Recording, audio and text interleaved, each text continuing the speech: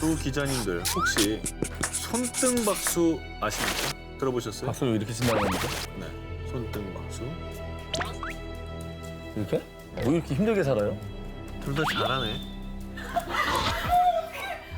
이게 안 돼야 뭐야? 사람이야? 잘하는데 왜 비웃어? 뭔데 이게? 잘못된 거야? 일본에서는 이 손등박수를 심상치 않게 생각한다고 합니다. 일본 여성 아이돌 그룹 노기자카 46의 멤버 호리 미오나는 겁쟁이한테 하면 안 되는 행동으로 손등박수를 꼽기도 했는데요.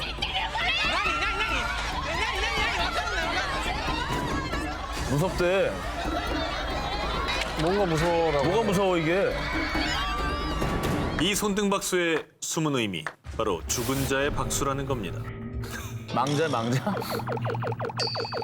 나 안 됐어 아까 사실은.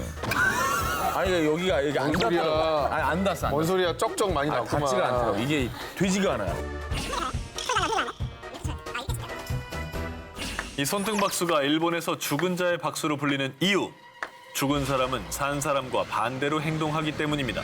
그래서 이 박수를 죽은 자만이 알아본다는 거죠. 그리고 만약 누군가를 보고 이 손등박수를 치는 것은 빨리 저승으로 넘어가라 이런 뜻으로 상대를 저주하는 행위라고 합니다. 왜 쳤어? 나 되지가 않더라니까 이게. 참 신기하네. 미치 왜 이렇게 안... 아유 초딩들 진짜. 아, 무서워. 일본의 심령 현상 전문 사이트와 손등박수를 조사한 일본의 모 미디어에 따르면 일본의 전설적인 아이돌 그룹 모닝구 무스메를 만든 프로듀서 층쿠를 예로 들고 있는데요. 과거 그가 보컬로 활동했던 록밴드 샤란큐로 방송에 출연했을 때 그들이 무대에 등장하자 방청석에 있던 정체불명의 여성이 갑자기 손등박수를 치는 모습이 포착됐습니다. 어머 뭐야 왜 저래? 왜 저러고 있지? 손이 왜 이렇지? 그런데 이후에 건강하던 그가 갑작스럽게 후두암을 진단받았고요. 결국 성대 수술을 받고 노래뿐 아니라 프로듀서 활동까지 중단하게 됐다는데요. 일본 심령 관련 매체나 손등박수를 믿는 사람들은 이게 다 손등박수 때문이라고 얘기한다고 합니다.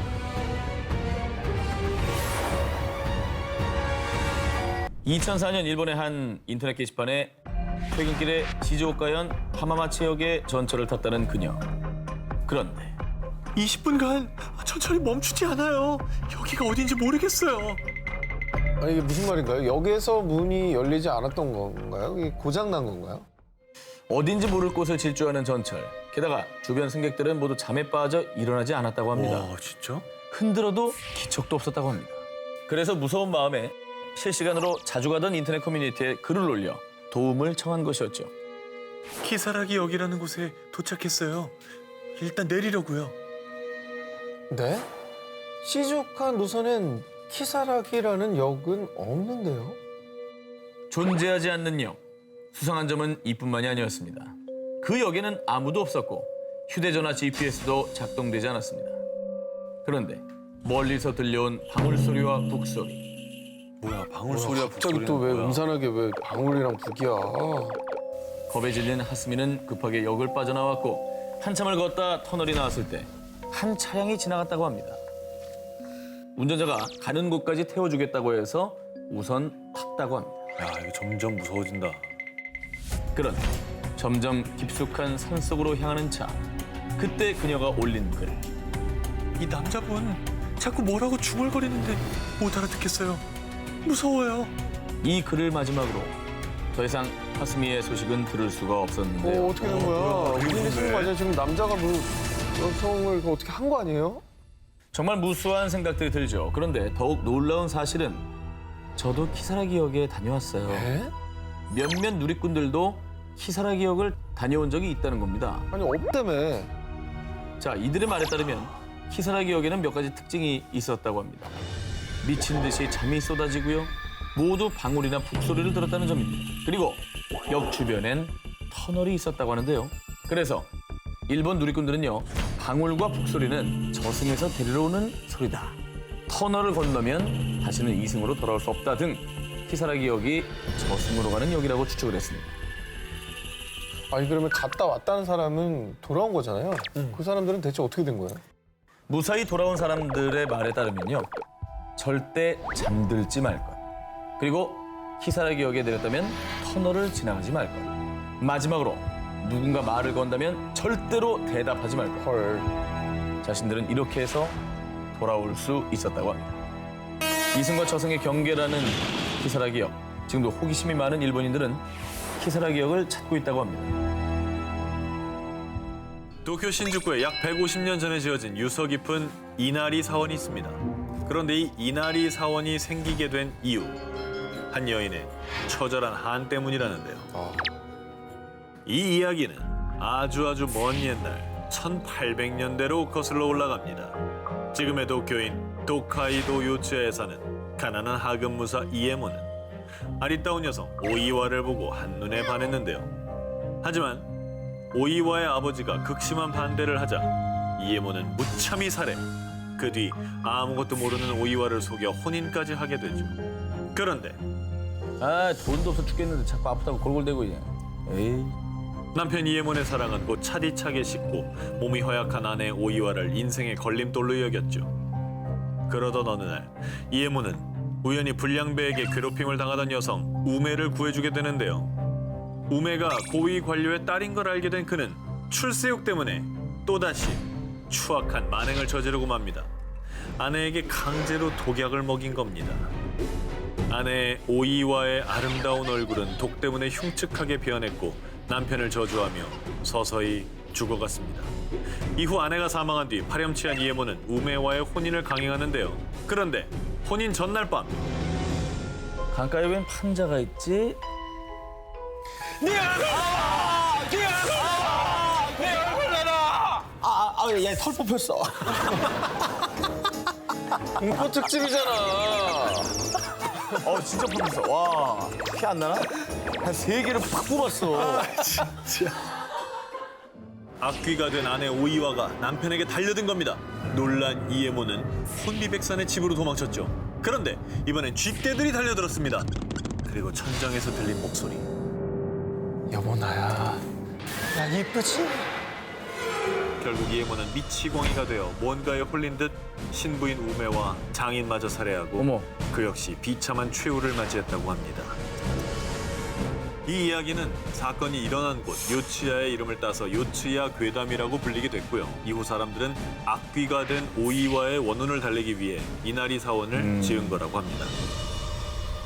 평범한 40대 부부 미야자와 미키오와 부인 야스코는 어린 두 자녀와 함께 일본 도쿄 세타가야구에 살고 있었는데요. 12월 31일 오전 야스코의 어머니는 웬일인지 딸 야스코가 전화를 받지 않자 결국 딸네 집으로 찾아가 보았는데요. 자, 그런데 그곳에서 상상도 하지 못한 끔찍한 사고 현장을 목격하고 맙니다. 사위 미야자와 미키오는 1층 계단에, 그리고 딸 야스코와 고작 8살이었던 손녀 니이나는 2층에 쓰러져 있었고요. 어머. 6살 손자 레이 역시 침실에서 발견됐지만 이미 숨을 거둔 뒤였습니다.